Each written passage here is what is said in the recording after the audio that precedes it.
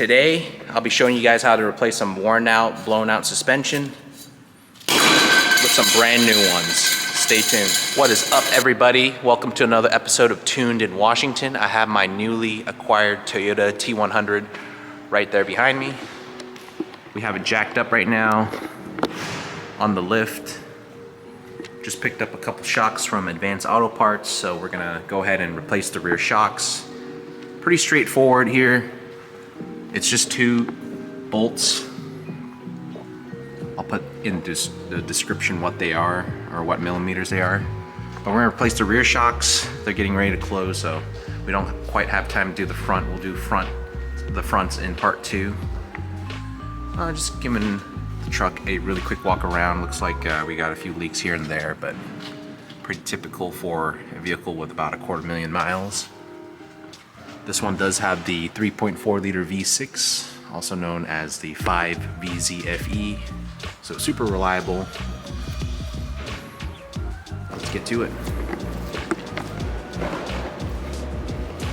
All right, guys, we have a pair of Monroe Gasmatic shocks, made in the USA. That's right there when it focuses.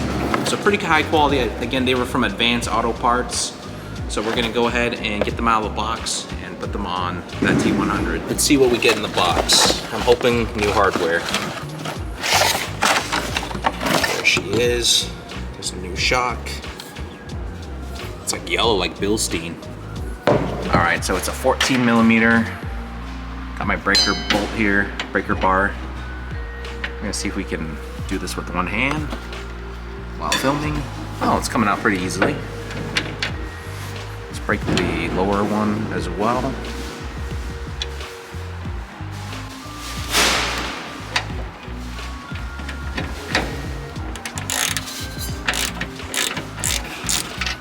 Nice.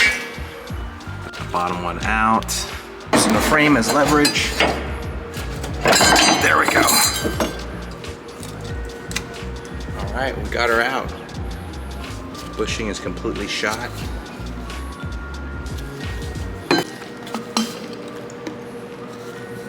Yeah, this thing's completely bad. It's not even...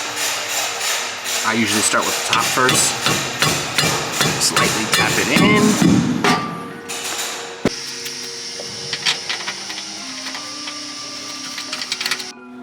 Got the washer back on the 14 millimeter nut or bolt.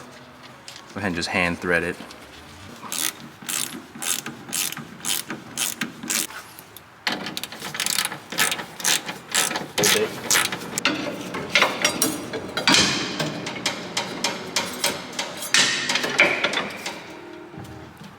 Got 19 foot-pounds according to the forms. Double check your manual though.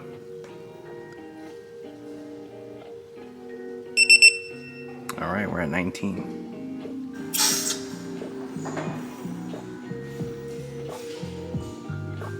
We're all done. All right, that wraps up this week's episode on my newly acquired T100.